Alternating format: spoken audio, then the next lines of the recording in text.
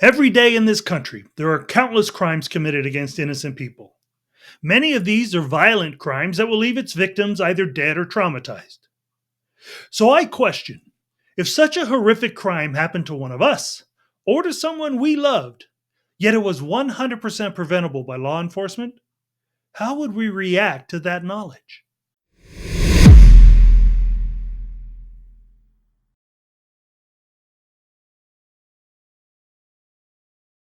So, how many of you out there notice that whenever politicians and the media discuss politics, they always seem to attempt to validate their particular view by claiming the need for viewers to be informed voters? Yet, if they truly have the desire for voters to be informed, why is it that they want people to accept only what it is that they are telling them? Why are they so afraid to encourage their audience to research the facts for themselves? After all, for someone to have a well informed opinion about something, should they not fully explore both sides of the issue, whereby they actually would discover the facts and thereby truly be well informed? Well, unfortunately, there are those politicians and media outlets who desperately don't want that. They are so fearful of people discovering the truth that they use the tactic of fear mongering as the means to make you so emotionally reactive that even though you have not made yourself aware of both sides of the issue, so your beliefs would actually be based on your being well informed, you only want to rage and fight against the other side. Therefore, in light of this, I want to talk about the hot topic issue of immigration and why it is I believe we do need a strong, fair, consistently enforced border control system and a deportation program in this country. Because what is repeatedly spewed in the campaigns of certain politicians and in the mainstream media is how the upcoming administration's immigration plan will deport grandmas, how children will be separated from their families, how deterrent camps will be built to imprison families. Yet, this is the fear mongering tactic I was talking about. After all, are there valid reasons from the other side that would dictate our need for increased border security and a deportation program? You see, these outlets specifically attempt to paint the ugliest, most inhumane picture of what pro immigration Americans are seeking so that they can manipulate the emotional reaction from voters who are just not prone to make decisions based on fact. So, today, I want to expose the ugliness of what having a weak immigration system can mean in our country. I want to talk about the other side of this issue that could potentially cause you to think about whether or not your beliefs on this issue should be grounded more on the whole picture rather than just on an emotional reaction. Now, in doing so, I think that it is fair to say that we are already aware of the substantiated arguments of national security, the increase in crime, the economic crisis immigration has caused upon every city or state that has been inundated with illegal immigrants, as well as in the increase of both drug and human trafficking, as to why the evidence dictates our need for a well run, effective border control and deportation system. Yet, despite this verified evidence, there are still those on the political left who, in their obsessive progressive ideology, not only rally against the upcoming administration's commitment to increase border control and the use of deportation, but also refuse to acknowledge his country's need for it. So let's take a look at just one of these progressive ideologues and his usage of the common talking point that these progressives use to supposedly validate their position on resisting the implementation of an effective deportation system. This is Denver Mayor Mike Johnson. Recently, in a now viral speech he made, he openly pronounced his commitment to stand against President elect Donald Trump's immigration plan. This is a part of what he said, reported in an article from the Denver Post. Denver is proud to be a welcoming city, and we will do everything in our power to protect those who live here. We are considering a number of options to strengthen protections for all our residents, and we continue to provide education about the rights of our immigrant community so they can best protect themselves from any unlawful actions. Now, as you just heard, he emphasized his desire to protect the rights of the immigrant community so they can protect themselves from unlawful actions. Remember this as we go on, because it is very important to the point I will get to and why I strongly support an effective deportation system. The article goes on to report his saying, More than us having Denver Police Department stationed at the county line to keep them, referring to the federal immigration authorities, out, you would have 50,000 Denverites there. It's like the Tiananmen Square moment with the rose and the gun, right? He even goes on to proudly boast of a staunch commitment to his convictions by stating that he is willing to go to jail over this. Now, clearly, his intention was primarily to build some type of social media clout for himself, because as Trump's new head of immigration and customs enforcement immediately responded with a statement that said, "He's willing to go to jail, I'm willing to put him in jail," the mayor quickly began walking back his boast. But here is where I take issue with the talking points of the majority of the Democrat leadership and progressive Democrats who claim to be fighting to protect these immigrants, as if their views are solely altruistic. You see, as we've just witnessed with Denver Mayor Mike Johnson's recent experience, it is clear how very easy it is for these people to take a stand for their ideology when they don't have to be the ones who must face the repercussions of what their progressive ideology creates within our society. Yet, isn't it interesting just how quickly Mayor Johnson's staunch conviction changed the moment he realized that the repercussions of his ideological boasting would indeed affect him personally? As with most who claim that ideology is a hill they are willing to die on, once the repercussions of practical reality enter their own circumstances, they all of a sudden go public with the claim to have had an epiphany and quickly change their views. So, in light of this, to make my argument of why I support strong, fair, and consistent border policies as well as an effective deportation system, allow me to give you some names that prior to my making this video, I, like many others, have probably never heard of or have forgotten. Carolina Cano, Kayla Hamilton, Stephen Singleton. Do you recognize any of these names? No? Well, what about these names? Molly Tidbits, Rachel Morin. Does that help? Maybe, maybe not. Then how about this name? Laken Riley. Yes, these are names of innocent people who were the victims of illegal immigrant crime. Crimes that were 100% preventable. Let me provide more details. Carolina Cano, 45-year-old woman out for an early morning jog in New Jersey. She was stalked for over an hour before being caught, strangled, sexually assaulted, and drowned by an illegal immigrant from Honduras. Her killer was Jorge Rios, a 33-year-old Honduran national who illegally returned to the U.S. after having been deported twice before. Kayla Hamilton, 20-year-old autistic woman, sexually assaulted and strangled to death in her own bed in Maryland by a 17-year-old MS-13 gang member. Her killer was Walter Javier Martinez, a 17-year-old illegal immigrant from El Salvador. Kayla and her boyfriend were allowing him to stay with them in their home at the time. Her body was bound at the wrist and a phone charger was tightly wrapped around her neck and mouth. Stephen Singleton, a 72-year-old beloved pastor from Michigan. Now, although I cannot find the name of the person nor the picture of the man who killed Pastor Singleton, he is a 28-year-old illegal immigrant from Colombia who was released into the U.S. pending a future hearing. According to witnesses, he ran a red light at a high speed and struck him while he was in a crosswalk wearing a reflective vest while out on a jog.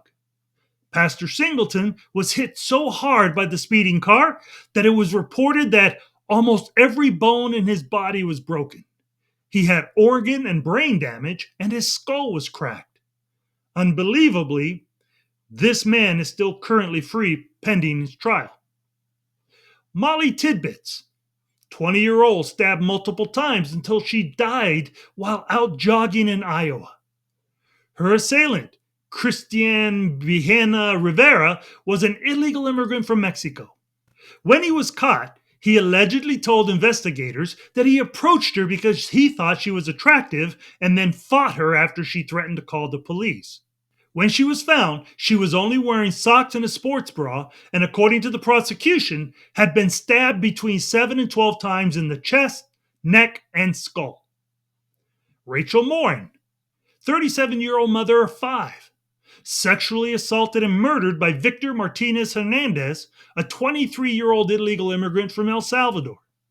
When her body was found, she was partially naked and described as having been savagely, brutally beaten to death.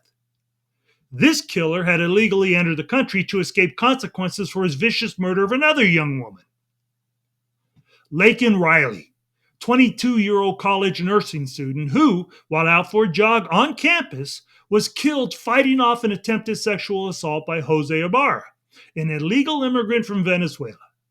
She had been strangled and had her head brutally bashed with a rock. Lastly, this is Wilson Castillo Diaz, a 27-year-old illegal immigrant from Honduras who was arrested on October 22nd of this year for the sexual assault of a 5-year-old girl. This monster had been charged with rape in the first degree, attempted rape in the first degree, and endangering the welfare of a child. Authorities believe that there may be more victims out there. Now, what is important to note about all of this is that the examples I just listed represent an extremely small percent of the violent crime committed in this country by illegal immigrants. And it should be well received that each one who has been victimized in this country should have never had to suffer the consequences of illegal immigrant violent crime. Because if these monsters have not been allowed in or permitted to stay illegally, then these criminals would simply have not been here to have committed these crimes. Now, despite that understanding, I have heard many liberals and progressives continually argue that the majority of violent crime in this country is committed by American citizens. Therefore, attempting to use examples of illegal immigrant crime should not be a viable argument for closing the border or for deportation. Yet this is the rebuttal I stand upon as the reasoning for my position in supporting strong border control and deportation. You see, although it is true that the majority of violent crime in this country is caused by citizens of this country, the reality is that we have very little power to prevent those crimes because criminals legally live here and they don't make a habit of advertising their intent to commit a crime. If they did, it then would be within our power to prevent their crimes. However, in the case of violent crime committed by illegal immigrants, we absolutely can control whether or not they're in this country in the first place. Hence, in reference to my point, if we had maintained a strong border control and deportation system, then these innocent people who were victims of these heinous violent crimes would still be here today. Because, as the presence of these foreign criminals in this country is indeed highly preventable with a strong border control and deportation system, then by application, so were the crimes they committed. Take a look at this excerpt from a Border Report article dated 10/3/2024.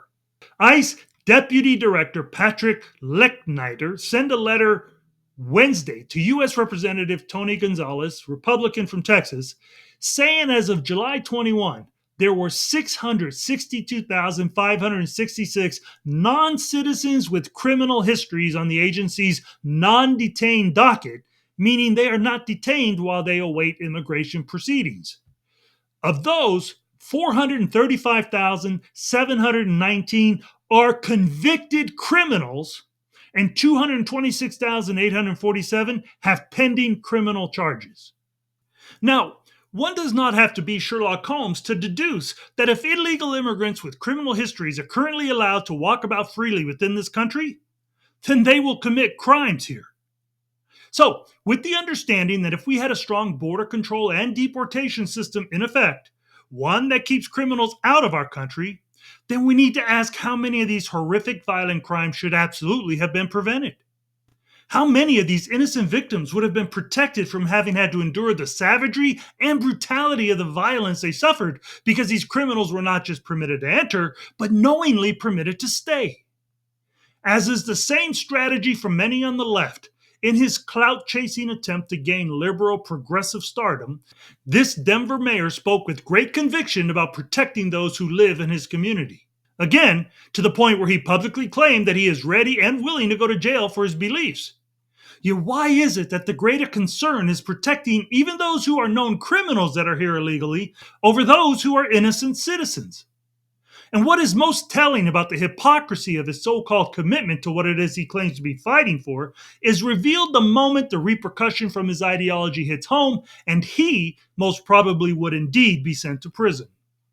Now, if all it took for him to adapt his staunch views on the subject was simply him becoming aware that he could possibly have to pay the cost for his ideology, then imagine what his views about border control and deportation would be if it was his own wife or daughter who was victimized like one of these innocent women that were sexually assaulted and brutally murdered.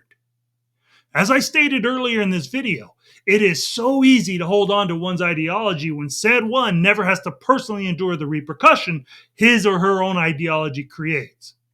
And this is why I support a strong border control and deportation system. Because although these heinous crimes did not occur within the personal space of my life, it does not mean that I will discredit the significance of the horrible impact it has had on the lives of those who did have them happen within theirs. There is a precept in criminal law called Blackstone's ratio that states, "It is better that 10 guilty persons escape than one innocent suffer." Now, although the value of this precept is debated, I think it is clear that the implication brings to light the need to recognize the importance of even one innocent. And although we know that many immigrants are not violent criminals and are only here to try and better their lives, why should their desire to be safe and prosperous, whereby they illegally entered this country, should be of more value than the life of the one innocent who lawfully exists here and who desires the same safety and prosperity for themselves? I've got to tell you that for any liberal or progressive who argues against this, if it was the spouse or child they loved who was the victim of such brutal, heinous crimes like these innocent people were, they too would argue the value of the one innocent. So, let me end with this. There is simply no excuse to permit innocents to become victims of such heinous crimes when we have the power to prevent them from ever happening in the first place. It is time for these political ideologues to stop thinking in the realm of ideology and begin forming their opinions within the spectrum of reality. Because if they won't, they will continue making innocents pay for their unwillingness and cowardice to do the right thing. So those are my thoughts. And look, I know that the majority of us Americans are all for immigrants coming to this country in search of the American dream. But I also know that, like many other countries, we believe that there are established good reasons why they need to do so legally. With that said, feel free to leave your thoughts about all of this in the comments. And while you do that, please don't forget to punch that like button, share the video with others, and make sure to hit that notification bell so you'll never miss a new video. I would greatly appreciate it if you would also hit that subscribe button, as we all know how important that is for a channel to grow. For those of you who have already subscribed, I just want to once again say thank you very much. I really do appreciate the support. So as always, I'd just like to say God bless you, and thanks so much for taking the time to listen. Until next time.